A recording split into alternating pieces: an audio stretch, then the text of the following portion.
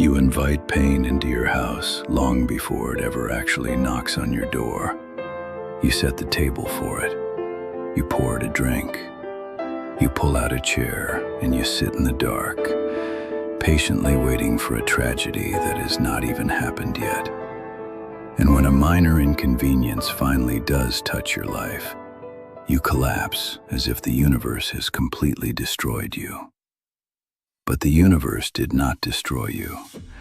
You destroyed yourself. You hit yourself first. I need you to listen to me very carefully because this is the exact psychological trap that is keeping you exhausted and at the bottom of the hierarchy. Most people in this world do not lose sleep over the things that actually happen to them. They lose sleep over the terrifying, high-definition movies they endlessly project inside their own minds. A simple text message left unread instantly becomes a permanent rejection. A quiet moment in a room instantly becomes a massive conspiracy of hatred. A minor delay in your plans becomes an apocalyptic disaster. Your mind has become a dark cinema, aggressively selling tickets to tragedies that simply do not exist. You are not weak because you experience pain in life. Pain is a universal tax on the living. You become incredibly weak when you voluntarily sign up for suffering before that moment has even been written into your reality. Having a stoic mind does not mean pretending that nothing hurts. Having a stoic mind means absolutely refusing to worship fear.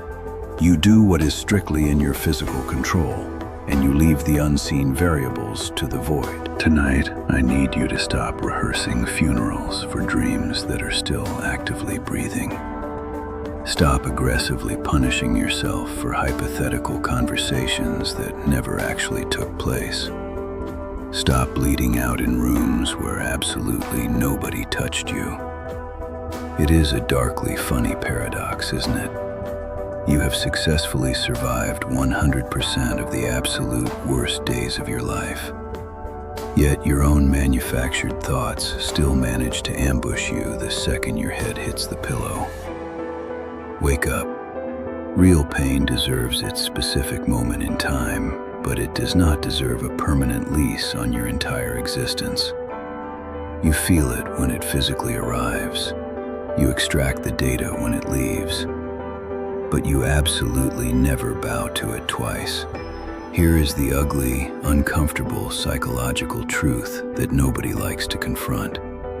You keep telling everyone that you are healing, but some nights you actively tear the wound open just to check if it still hurts. You replay the sentence they said. You replay the subtle look of disrespect on their face. You replay the exact moment your chest felt heavy. You mentally torture the memory, falsely believing that if you analyze the pain long enough, it will magically hand you a different outcome. Listen to me. There is a massive psychological difference between learning from a painful event and becoming fiercely loyal to it. Learning extracts the objective truth and walks away. Loyalty stays behind and builds a permanent shrine to the disaster. You are protecting your sadness like it is some sort of trophy, like it is the only proof that your past actually mattered. But your pain is not your identity. It is a temporary visitor. It is a brutal visitor, yes, but it is still just passing through. The human mind is deeply addicted to dramatic narratives. It constantly whispers, "What if they come back to hurt me? What if they never return? What if my best was simply not enough? What if this failure is the absolute end of my story?" Stop. These questions are not gateways to truth. They are psychological bear traps designed to keep you paralyzed. I want you to put your hand on something real right now. The air entering your lungs is real. The floor beneath your feet is real. The silent room you are sitting in is real. Tomorrow is a phantom. It does not exist yet. You are completely allowed to feel hurt. You are allowed to feel bone-deep exhaustion. But you are absolutely not allowed to let imaginary fear become the master of your reality. Do not suffer in advance for toxic people who have not even packed their bags to leave yet. Do not mourn a financial or personal failure that is not actually materialized. Do not bury your ambitions in the dirt simply because your anxiety drew a picture of a grave. You mistakenly think you are cleverly preparing for the worst-case scenario. You call it being realistic or tactical. But what you are actually doing is practicing despair. You are making misery your default physiological setting. Come back to reality. Come back to the present second. Come back to the tools that are actively sitting in your hands right now. Now take one single, calculated step forward. Not a 5-year master plan, not a guarantee of the future, just one step. And when real pain inevitably arrives, if it ever arrives at all, you face it standing up, not trembling in the corner, not defeated before the fight begins, but standing perfectly tall. Do not ever confuse true mental peace with passivity or weakness. Peace is not sitting around smiling foolishly while your mind actively burns your empire to the ground. Peace is supreme mental discipline. Peace is looking your own imagination directly in the eye and saying, "Enough. Sit down. Be quiet. You do not dictate my actions tonight." The future always looks like a terrifying monster when you are staring at it through the lens of an exhausted body. A completely solvable problem morphs into a life sentence. A temporary delay transforms into permanent abandonment. One foolish mistake feels like an inescapable destiny. But fear does not need physical chains to hold you down. It only needs your focused attention. Because where your attention goes, your worship inevitably follows. Whatever you constantly stare at in your mind physically grows larger. Whatever you feed with your anxiety becomes deafeningly loud. Whatever you rehearse in the dark becomes your normal psychological baseline. That is exactly why a calm, peaceful day feels so suspicious to you now. Your nervous system is so addicted to chaos that calm feels like the quiet right before a violent ambush. You have to break that addiction. You have to learn the violent, stoic discipline of stopping a negative thought before it has the chance to grow teeth. You must declare it to yourself. No, I will not imagine their betrayal tonight. No, I will not carry the financial weight of next month on my shoulders today. No, I will not turn their silence into a guilty verdict against my own soul. Certain battles belong exclusively to their appointed hour in the future.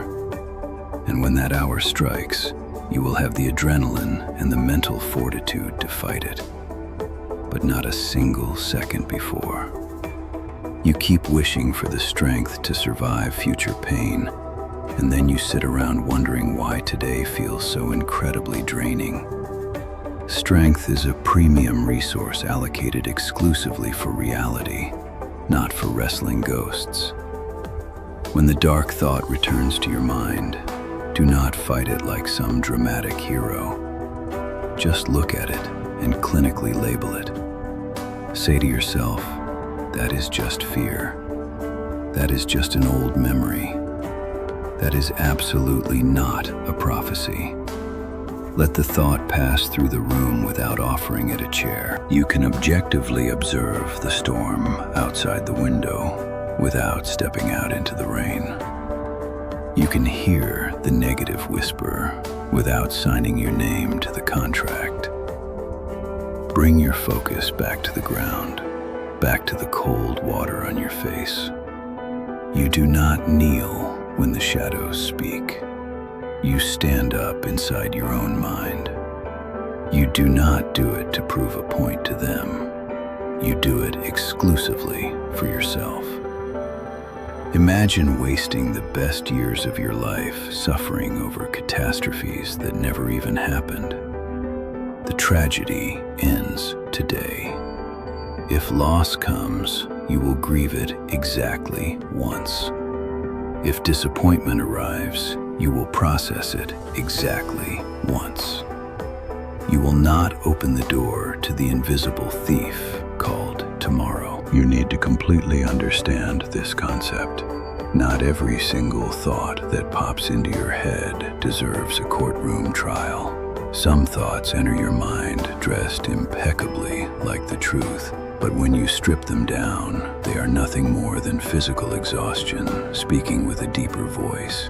You have been awake for far too long. You have carried the weight of other people's expectations for far too long. You have stared at one single closed door for so long that you have convinced yourself the entire world is permanently locked. A tired, burnt-out soul will take a meaningless whisper and turn it into a final verdict.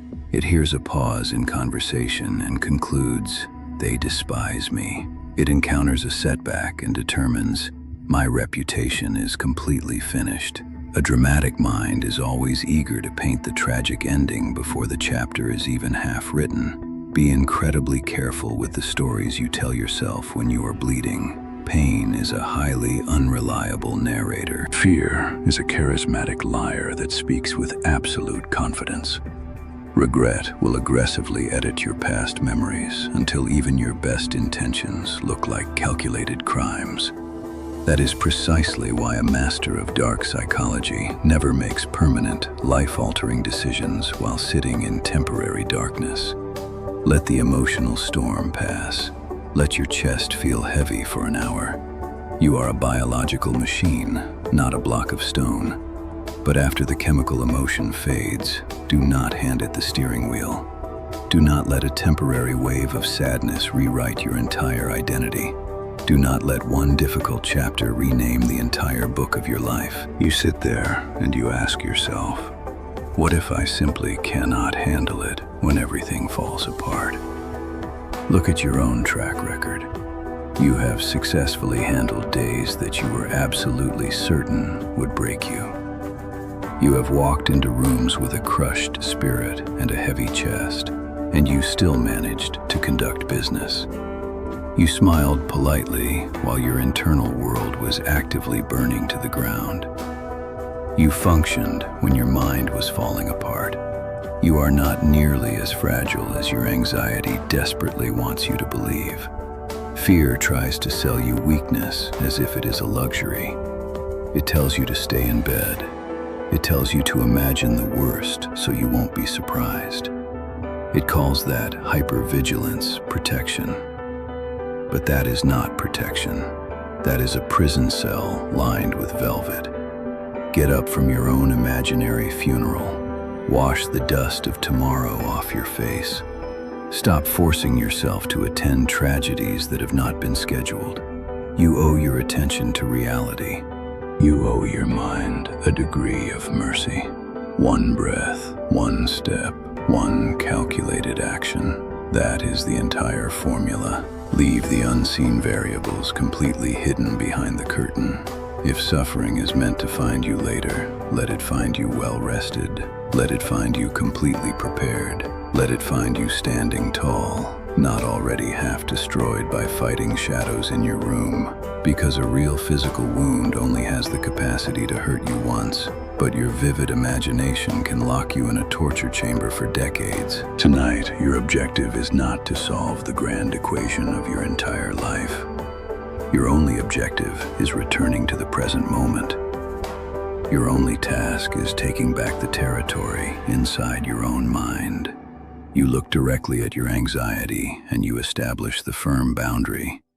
You are allowed to occasionally knock on the door, but you are strictly forbidden from living in this house. The present moment is exactly where your true power is hidden. Fear constantly tries to drag you into the future because the future is a blank canvas. It cannot defend itself. Tomorrow cannot argue back and say, I am actually not going to be that bad. Tomorrow cannot correct your distorted imagination. So your mind paints it black, fills it with monsters, and then demands that you surrender. But today has physical evidence. Today can answer back. Today says, look at your hands. They are perfectly capable. Look at your environment. You are safe. You keep declaring that you are finished, yet you continue to breathe, acting as living biological evidence against your own lie.